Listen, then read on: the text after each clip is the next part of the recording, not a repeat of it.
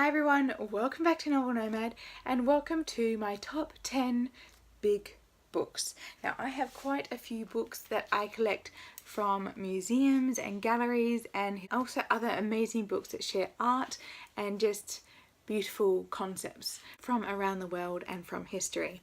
So I was actually requested by Chloe to do this video. So I thought it was an absolutely fantastic idea to celebrate not just my fiction books and some of my non-fiction, but what you typically class as a coffee table book. First off is probably a little bit unorthodox, but that is the Hobbit books. These are a bit of the behind the scenes books about the Hobbit movie and production. I wish they did books like these for the Lord of the Rings. They have, I think I've got 3 of the books so far, but there's art and design, characters and creatures, and also cloak and daggers. This one in particular is art and design. It's produced by Weta Studios.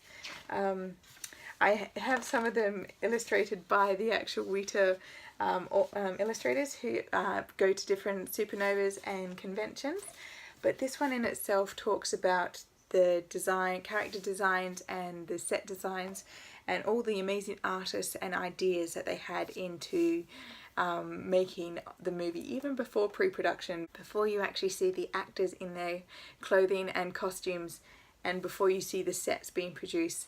This is the initial work. So I absolutely love this book. It just shows you how much of a nerd I am for the Lord of the Rings and the Hobbit series, but it is really beautiful companion book, and it just shows you how much time, effort and care went into those movies. So next is another chunky one. This is going to be paintings from Musee dOrsay. I personally have not been to Musee dOrsay, but I had to buy this book when I saw it at a gallery in London. I am desperate to go to Musee dOrsay because they have a lot of paintings from the late 1800s going into the early 1900s, and that is a big age of impressionism and expression and emotion expressed onto the canvas. So the book, just have a look at those purple end papers, are stunning, but the quality of prints in here is absolutely beautiful. And like any big book that I buy, I also buy postcards and I add them to the book, so there's extra artwork in there to enjoy. But yeah, just the level of detailing in these books is beautiful.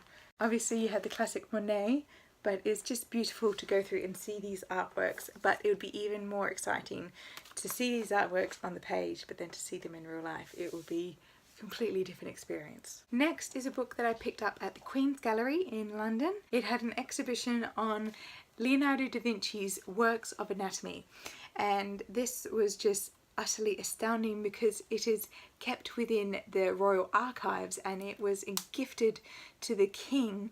These notebooks, Leonardo da Vinci's notebooks, were gifted to the king, and they've been kept and they can be studied and reviewed, and it is just a beautiful book. It shows Leonardo da Vinci's fascination and meticulous illustration of the human body, because at the time, in the 1500s, when he was making these illustrations, obviously he would be illustrating organs and muscles, and that was considered illegal because he would have to dig up bodies to examine them, or examine them after they've just died before they are buried.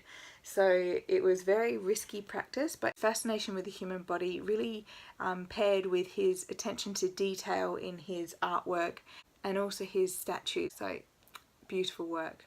Next was an exhibition book from the British Library, and that is Writing Britain, Wasteland to Wonderland.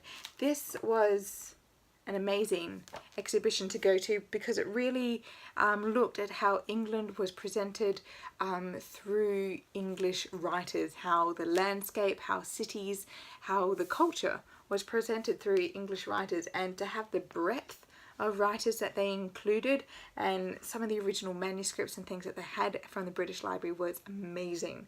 So this is an absolutely excellent exhibition book. It really delves into the history of British writing and British identity through literature.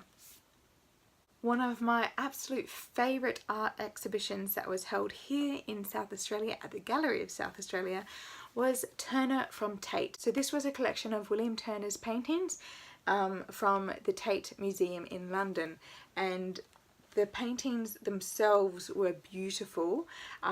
Before the Impressionism time, his detailing on sky and how the landscape communicated with the sky was absolutely amazing. It makes me look at the sky differently now after going to that exhibition. But what's really fabulous about this book is that the information paired with it really explores his life, his style of artwork, and the contemporaries at the time. So it really gives you a full picture of Turner and all the artwork that we saw from the Tate Museum. It was a beautiful exhibition. Next is an exhibition book that I didn't get to see the exhibition. I only heard about it and I was wildly jealous. And then I didn't even get the exhibition book because I had a travelling exhibition of it in New York, and my mum was travelling to New York at the time, so she went to the exhibition herself and bought me the book.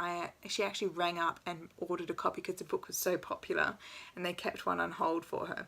So it is called Marks of Genius, and it's masterpieces from the Bodleian Library collection.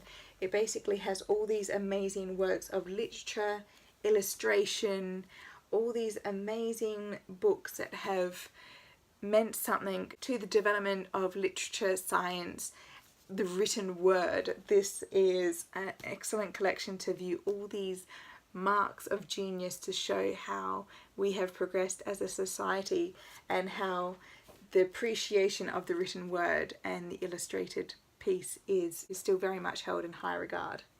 So it's an excellent book. I'm not sure if you can still get your hands on this one if you are looking for it, but hopefully a library near you might have a copy. The next two big books come from the National Gallery of Victoria. It is every year they do such an amazing exhibition, but these two were my absolute favourites. So the first one, given my love of Impressionism, it's not going to be that hard of a conclusion. It is Monets Garden. It is a collection of works from Musée Marmottan Monet, Paris, and they were so beautiful to see all these works, but how they displayed his works was in a linear progression. So how he developed his style, how certain issues and political upheaval and war, how that affected his work, because Monet worked very much in nature, not just painting nature. He painted outside. He expresses much of his emotion in viewing that scene onto the canvas. So it is an absolutely amazing artist, but the collection and the presentation of the collection itself was beautiful, and the information is excellent. It is really, really well curated and very well presented in this exhibition book. Next is one of my absolute favourites, and that is Hokusai. Known for the Great Wave. I'm sure everyone has seen some version of this somewhere, but Hokusai was a ukiyo, which is a woodblock painting artist, and just to know that all these pieces of work are created from woodblock is just astounding. The level of detail is beautiful, but I was absolutely amazed at this exhibition because you started off seeing a very small collection of his work, but you kept walking through all these rooms and it was a huge collection of his works. He lived for quite a long time and he produced an astounding number of works, but all the more for us to look at. I really want to go to the Ukiyo Ota Museum in Tokyo while I'm there, because most of these prints were actually sourced from there, but it is just beautiful, absolutely stunning. So just look up Hokusai. You can just see most of his works online because the prints have mainly made it onto popular media, but his depiction of everyday life during the Edo period is just beautiful. You get to see the lives of everyday people and how they live so closely with nature.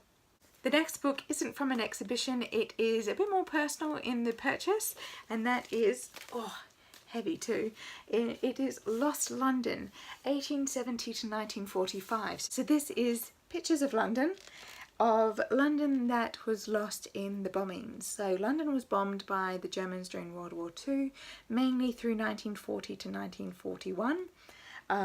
But many of these buildings you see in this book no longer are in existence. And of course many of them were beautiful buildings from very early London, and it is good to see that there's photographic evidence of London's progression and how London has changed, and also to have evidence of its history and evidence of different places. It is really funny to read some of these stories as well, because there might have been a particular building that was bombed that made way for a little alley, and so the alley was renamed because of the building, or had some reference to the building that was lost. So it is really, really fascinating. It is a personal purchase mainly because my papa grew up in London around this time, so it was really interesting to see what London would have looked like for him. Alright, the last book is no surprise. I got it for my birthday last year, and that is the giant book, The Library, A World History. It is just astounding. It gives me so many more places that I want to go in the world and see all these beautiful libraries around the world, because I just find a sense of peace in libraries. There's a cloak of calm overcomes me in libraries, so I definitely want to go to all the places in this book. I have been to some, and that cloak of peace comes over me. It is such a beautiful collection, actually telling how libraries and the function of libraries have changed, but it is a beautiful edition. They've made sure they've kept the photos absolutely top quality to really capture the beauty that is in libraries, like just the detailing as well. So it is a wonderful history book, but also a wonderful bookish book. So those are the top 10 big books that are currently on my shelves. I hope you enjoyed that little bit of a personal journey through my exhibitions and history and bookish loves.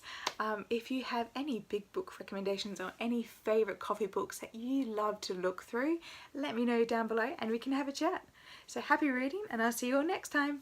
Bye!